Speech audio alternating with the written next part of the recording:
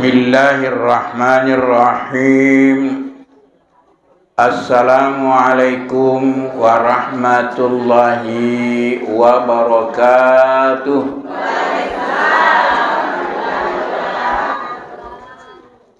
Hamdan katsiran thayyiban mubarakan fih. Asyhadu an la ilaha illallah wahdahu la syarikalah wa asyhadu anna Muhammadan abduhu wa rasuluh. Allahumma fasalli wa sallim wa barik ala sayyidina Muhammad wa alihi wa ashabi ma'in. Wa ba'du, faqad qala Allah subhanahu wa ta'ala fil Qur'an Karim, a'udzu billahi minasy syaithanir rajim. Bismillahirrahmanirrahim. Man 'amila shalihan min dzakarin aw unsa falnuhyiyannahu thayyibah. Ila akhir ayat. Ibu-ibu majelis talim Masjid Raya yang saya hormati, ini beberapa tahun baru ketemu lagi nih ya, sejak Covid. Masya Allah ya, sampai-sampai sudah banyak ibu-ibu yang gak kenal. Padahal dulu waktu sebelum Covid, Masya Allah sering ya. Di samping itu, alhamdulillah, saya kebetulan tadi ngisi di Masjid Raya ya. Dan menurut kebiasaan siapa yang khutbah situ, itu dia mengisi pengajian sore seperti ini. Ibu-ibu sekalian, kita bersyukur bahwa sore hari ini kita dapat bermuajahah, bersilaturahmi sesuai dengan cita-cita kita semua bahwa kita akan mengadakan pengajian di rumah baru ya. Mudah-mudahan kita semua insya Allah membawa keberkahan sehingga tuan rumah, siapa namanya? Ya, Haji Ramlah. Saya Ramli. Haji Ramlah. Ya, Haji Muhammad Anas ya. Insya Allah rezeki beliau selalu ditambahkan oleh Allah Subhanahu wa Ta'ala. Sebab Bapak dan sekalian, masalah rezeki dan masalah ketuhanan ini, kalau kita lihat realita yang ada, ternyata ada 4 kelompok manusia ya. Nasib manusia ada 4 macam nih. Kalau kita lihat kehidupan manusia di dunia ini, sehingga diperinci dalam Al-Quran. Yang pertama, ada manusia diberikan oleh Allah Subhanahu wa Ta'ala harta ya, kekayaan, namun mereka selalu taat kepada Allah Subhanahu wa Ta'ala. Diberikan harta yang melimpah, silakan ibu-ibu ya, silakan ya. Tapi mereka itu selalu taat kepada Allah. Pengajian-pengajian seperti ini mereka hadiri, sholat berjemaah di masjid mereka ikut. Walaupun mereka berlimpah dengan hartanya, tapi mereka tidak lalai mengingat Allah Subhanahu wa Ta'ala. Nabi yang pernah seperti ini adalah Nabi Daud dan Nabi Sulaiman. Ya.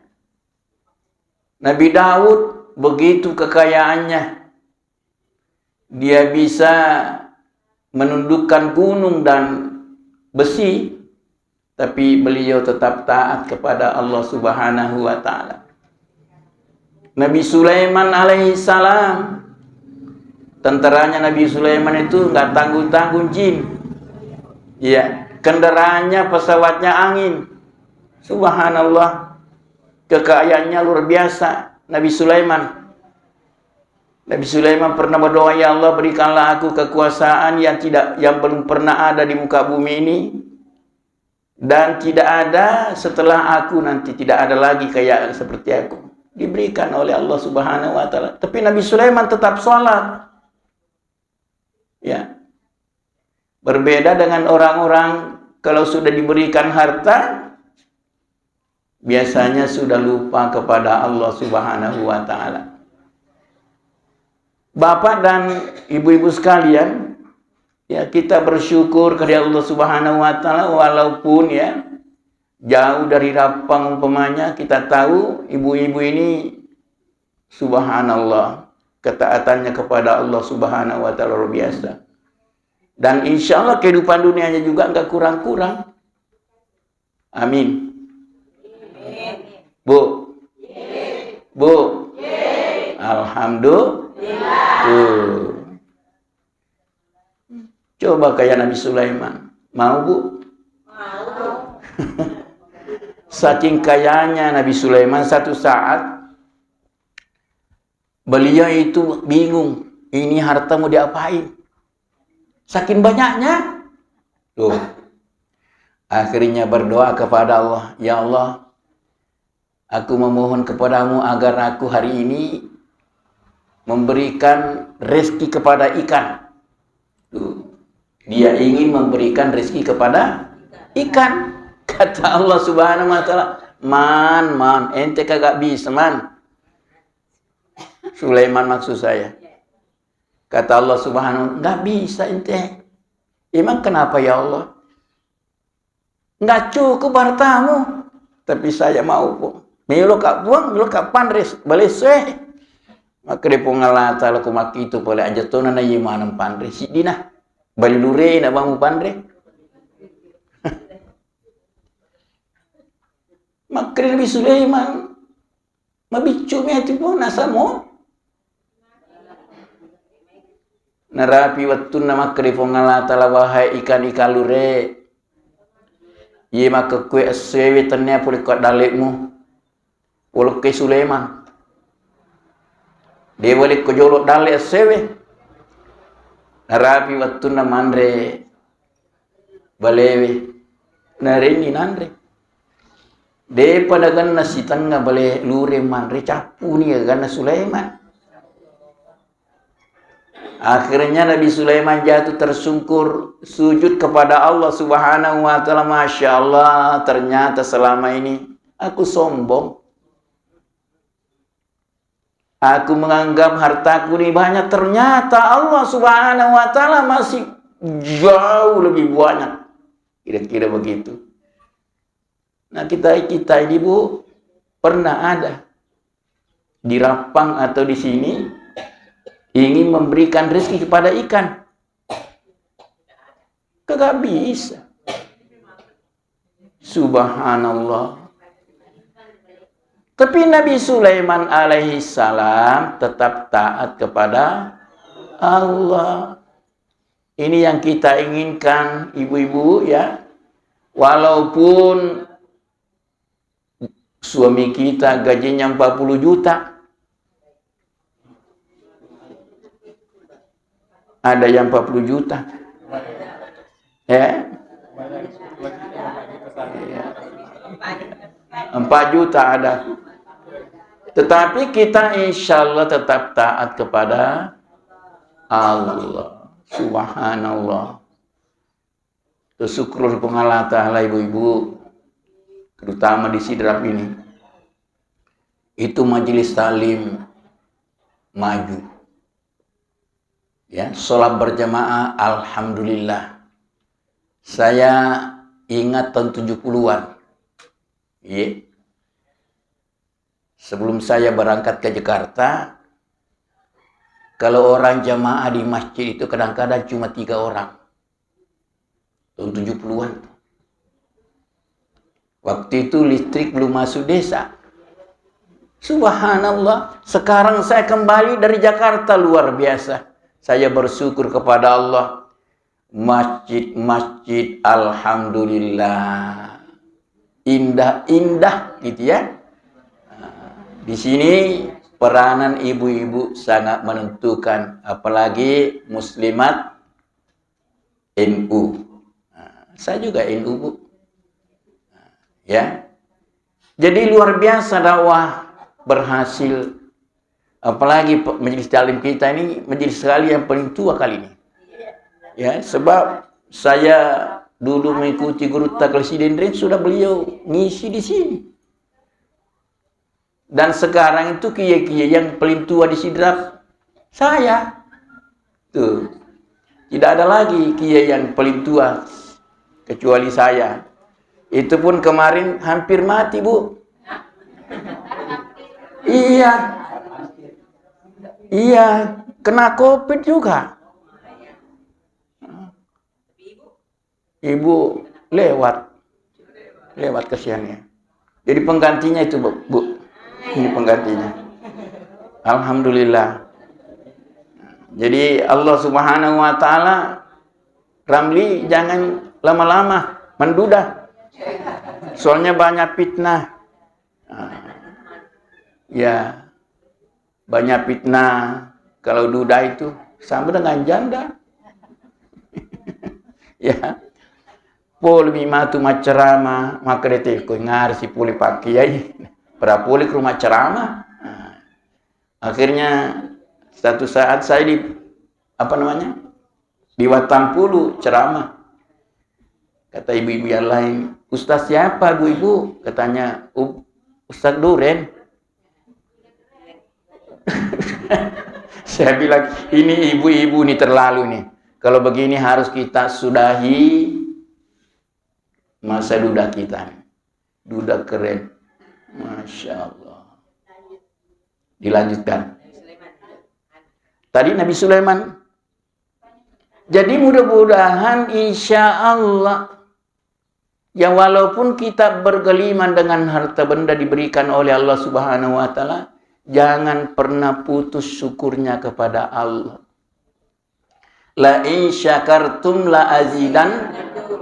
Kalau kau bersyukur kepadaku, kata Allah, dek napa aja tambah itu. Dek napa aja tambah.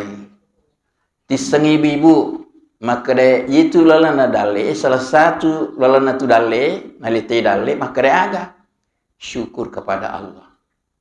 Maka de istilahnya ko kurangi rezeki yang ditambah. Jadi siapa yang selalu bersyukur kepada Allah Subhanahu wa taala, maka dek napa aja tambai dalek nak kupung Allah taala. Termasuk insyaallah Ibu Haji Ramla beserta Pak Anas, kalau dia selalu bersyukur kepada Allah, dek nasi komi bolana. Karena itu dijanjikan oleh Allah Subhanahu wa taala, ku tambah. Tapi kalau kau menutupi nikmatku, maka tunggulah kata Allah Subhanahu wa taala, pacallaku na'udzubillah summa na'udzubillahi min dzalik. Nah.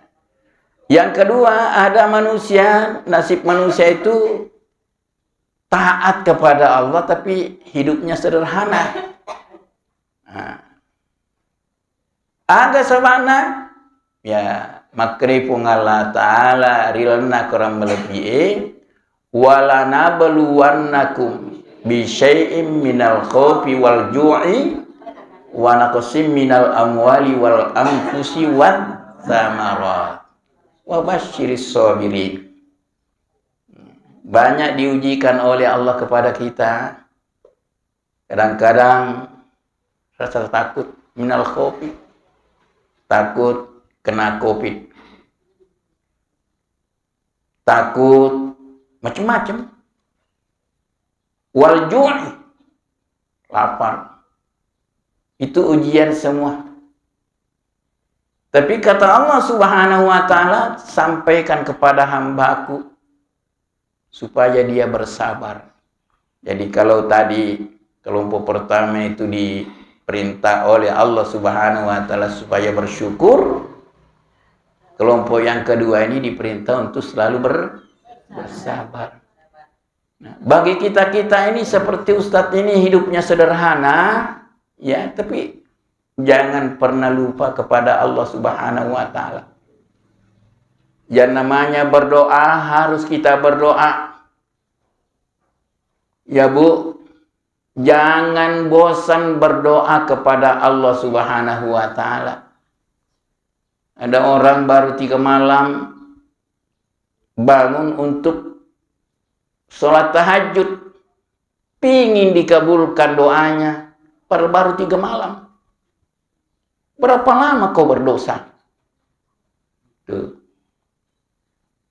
Dan ingat, banyak orang-orang itu berdosa 40 tahun yang lalu sejak dia berdoa sampai sekarang baru dia terima itu. Banyak seperti itu. Subhanallah. Saya ingat dulu waktu MTQ, ya, MTQ tingkat kabupaten, terus naik tingkat nasional, pingin dapat hadiah haji. Tapi ternyata di kabupaten selalu nomor 1. Tapi di provinsi sekali nomor 1. Di nasional lewat. Gak bisa. Saya bercita-cita ingin berangkat haji. Ya, itu cita-cita dari dulu. Tapi ketika umur 35 tahun, itu baru dikabulkan oleh Allah Subhanahu wa Ta'ala. 30-an tahun baru dikabulkan oleh Allah. Jadi ibu-ibu jangan pernah bosan berdoa. Insya Allah. Ya. Cuma Allah, Rasulnya jangan pernah berdoa untuk menjadi orang miskin. Jangan. Angka gasi makrepong, telinga apa dirang, tahu beling itu.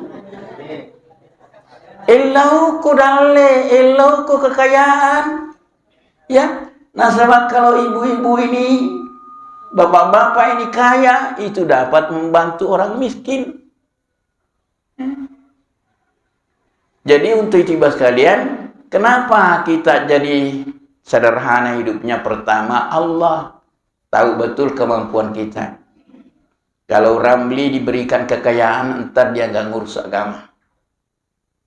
Ya, entar nggak ngurus agama.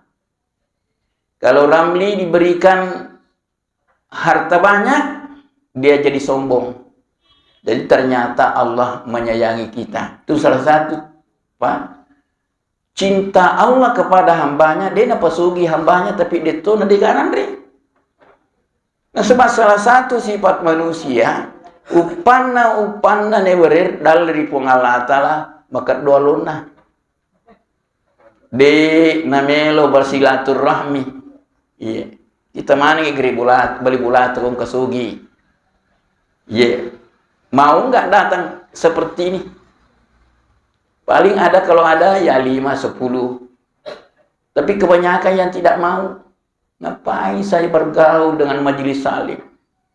Nah, disinilah ibu-ibu sekalian, ada rahasianya itu. Kenapa Allah tidak memberikan apa yang kita minta dulu, seperti minta kita kaya, itu karena Allah sayang kepada kita. Yang kedua, mungkin saja kita ini masih banyak dosa. Dengan doa kepada Allah Subhanahu wa Ta'ala, bertobat kepada Allah Subhanahu wa Ta'ala, maka insya Allah dosa-dosa kita terampuni. Kalau sudah begini, dosa kita insya Allah sudah nggak ada karena kita selalu bertobat, maka urusannya nanti di akhirat tidak panjang-panjang. Kenapa? Karena waktu kita di dunia pertama tidak ada harta. Apa yang mau diperhitungkan? Apa yang mau dihitung kalau nggak ada harta? Kemudian dilihat dosanya, ternyata dalam hidupnya itu selalu bertobat kepada Allah Subhanahu wa Ta'ala. Ini yang paling penting. Sebab nanti maaf-maaf nih, kalau sudah malam pertama di kuburan sana, ya, banyak dosa, banyak masalah yang kita bawa, pasti kita juga bermasalah. Sama halnya kalau kita dari Jakarta umpamanya atau dari Mekah, kita banyak beri barang. Ya. Ketika kita mau berangkat pulang ke Indonesia, yang pertama masalah adalah beratnya barang-barang. Ditimbang dan sebagainya. Nah, begitulah nanti kalau kita pulang ke akhirat, apa yang kita bawa? Ya.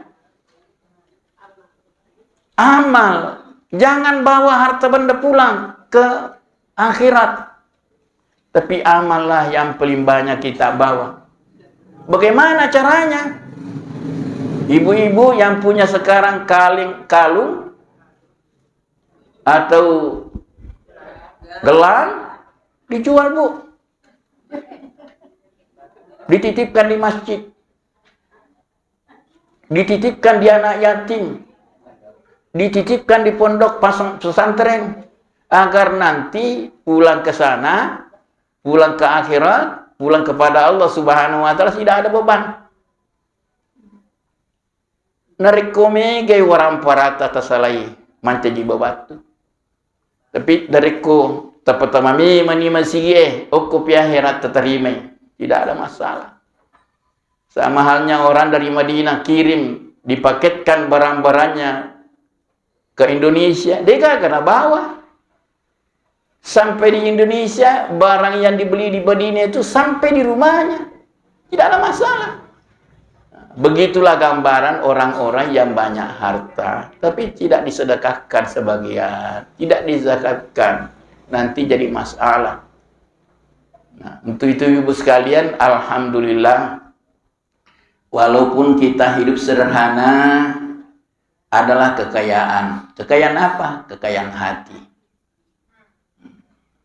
Narekomege waramparata. Tapi miskin hati, na'udzubillah summa na'udzubillah min dzalik. Betapa banyak pengalaman kita dalam kehidupan ini, banyak orang yang banyak hartanya tapi hatinya tidak bagus, hatinya tidak kaya.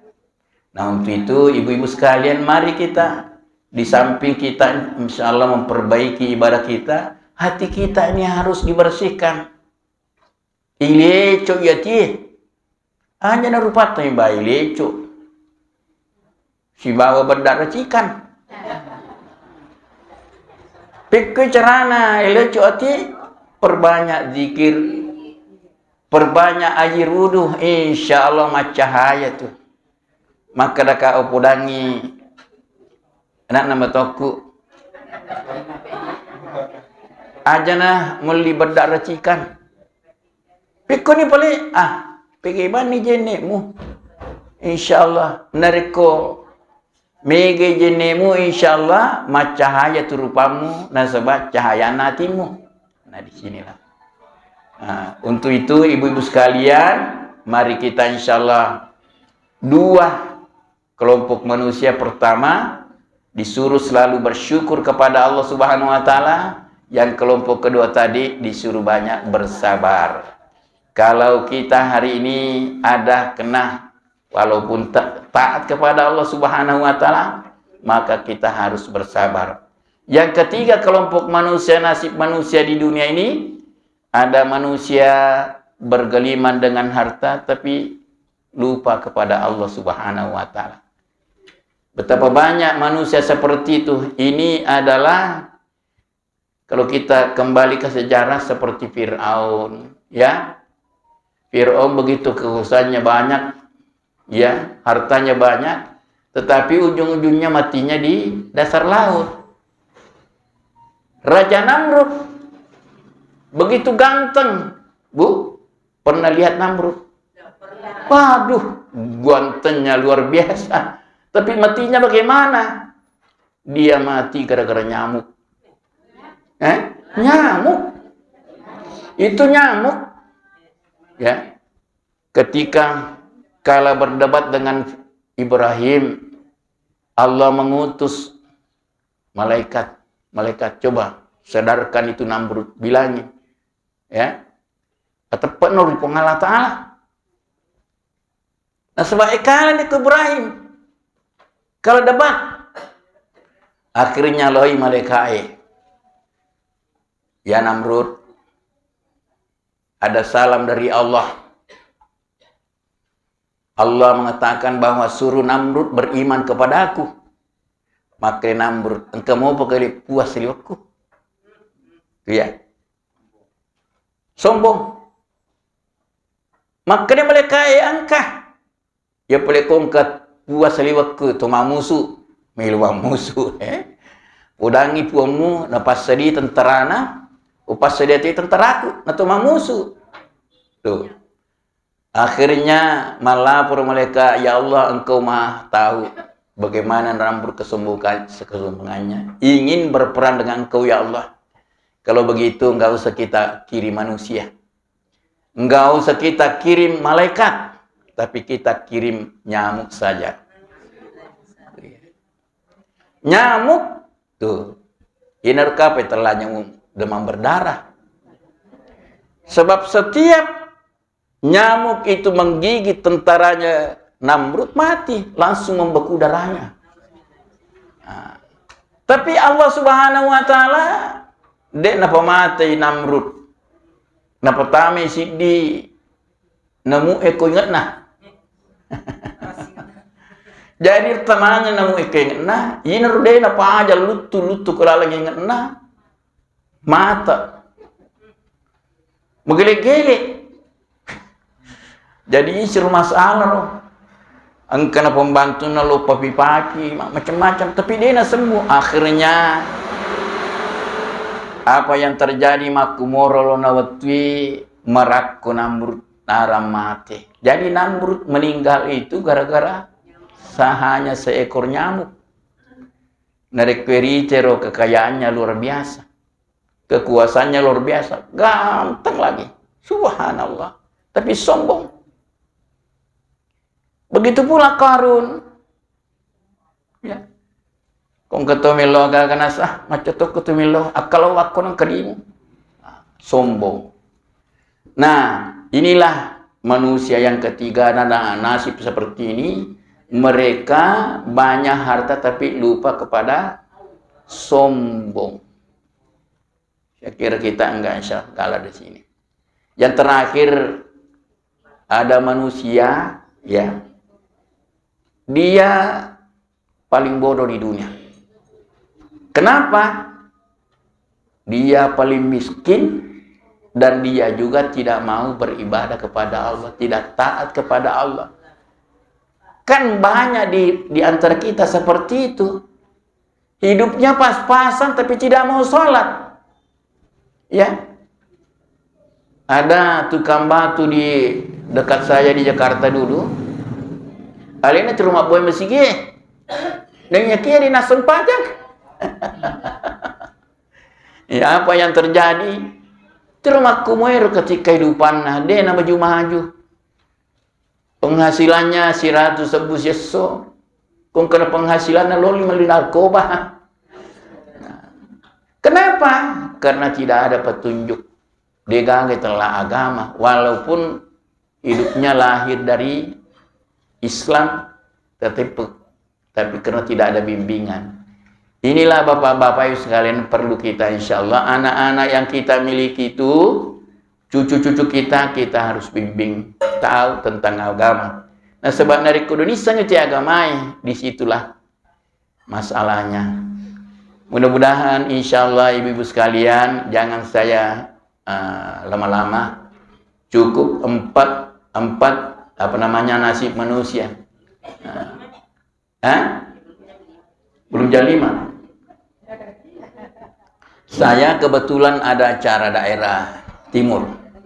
Ya, jadi saya harus sudahi dulu. Ya Bu Ibu ya. Insya Allah walaupun hanya sedikit saya sampaikan, tapi 4 hal ini ada pelajaran di situ kita ambil. Saya begitu ceramahnya tidak panjang-panjang, tapi ada poin-poin yang harus kita ambil. Nah, mudah-mudahan pertemuan kita hari ini insya Allah pertemuan diberkahi oleh Allah Subhanahu wa taala. Kita semua mendapat petunjuknya sehingga kita menjadi taat kepada Allah Subhanahu wa taala walaupun diberikan rezeki oleh Allah Subhanahu wa taala, justru kita lebih dekat kepada Allah Subhanahu wa taala. Demikian, wabillahi taufiq wal hidayah. Wassalamualaikum warahmatullahi wabarakatuh.